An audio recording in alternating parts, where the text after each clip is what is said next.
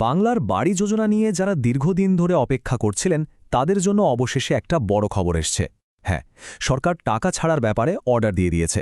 তো এর ঠিক কী মানে দাঁড়াচ্ছে আর কবে নাগাদ টাকা হাতে আসতে পারে, চলুন আজ সেটাই একটু বিস্তারিতভাবে জেনে নেওয়া যাক।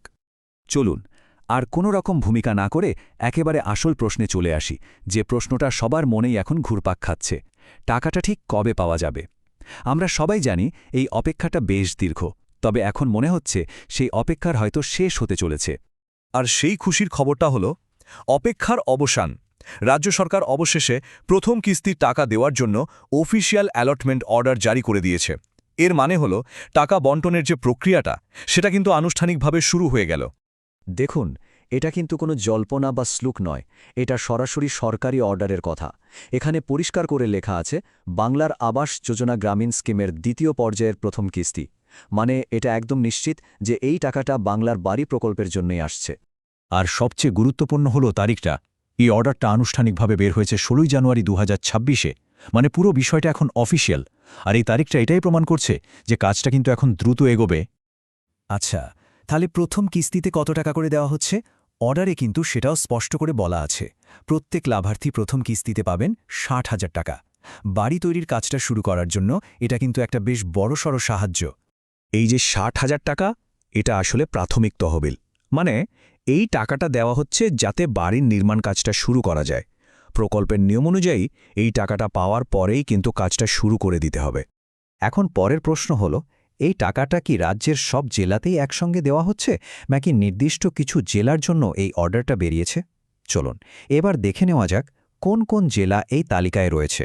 সরকারি অর্ডারে মোট 21টা জেলার নাম রয়েছে। এর মধ্যে বাঁকুড়া, উত্তর দিনাজপুর, দক্ষিণ 24 পরগনা থেকে শুরু করে পুরুলিয়া, জলপাইগুড়ি, মুর্শিদাবাদ এরকম অনেক জেলাই আছে। এর মানে হলো এই জেলাগুলির যেসব লাভার্থীর নাম অনুমোদন করা হয়েছে তাদের জন্য এটা একটা বিরাট সুখবর। টাকা কিন্তু খুব তাড়াতাড়ি আসতে চলেছে। ঠিক আছে, অর্ডার বেরিয়েছে, কোন কোন জেলা টাকা পাবে সেটাও জানা গেল। কিন্তু সবথেকে বড় যে প্রশ্নটা সেটা হলো টাকাটা ঠিক কবে ব্যাংক অ্যাকাউন্টে ঢুকবে। চলুন এবার পুরো প্রক্রিয়াটা একটু বোঝার চেষ্টা করি। প্রক্রিয়াটা আসলে বেশ সহজ। দেখুন, রাজ্য সরকার থেকে কিন্তু ইতিমধ্যেই ব্লক অফিসগুলোতে অ্যালটমেন্ট অর্ডার পাঠিয়ে দেওয়া হয়েছে। মানে প্রথম ধাপটা পেরিয়ে গেছে।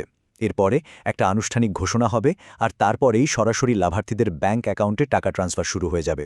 সুতরাং বোঝাই যাচ্ছে প্রক্রিয়াটা কিন্তু অনেকটাই এগিয়ে গেছে।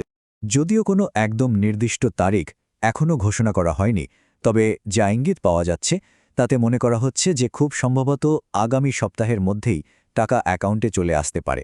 কারণ অর্ডারটা যেহেতু ব্লক লেভেলে পৌঁছে গেছে, তাই আর খুব বেশি দেরি হওয়ার কথা নয়। তবে সব কিছুর পরেও একটা প্রশ্ন কিন্তু থেকেই যাচ্ছে। সরাসরি মুখ্যমন্ত্রী অনুষ্ঠানে ফোন করে যারা আবেদন করেছিলেন তাদের কি হবে? এই যে অর্ডারটা বেরিয়েছে সেখানে কিন্তু তাদের ব্যাপারে কিছু বলা হয়নি। তাহলে কি তাদের আবেদনটা আলাদাভাবে দেখা হবে, নাকি তারা এই প্রক্রিয়া থেকে বাদ পড়লেন? এই উত্তরটা কিন্তু এখনও আমাদের অজানা। বিষয়টার ওপর নজর রাখতে হবে।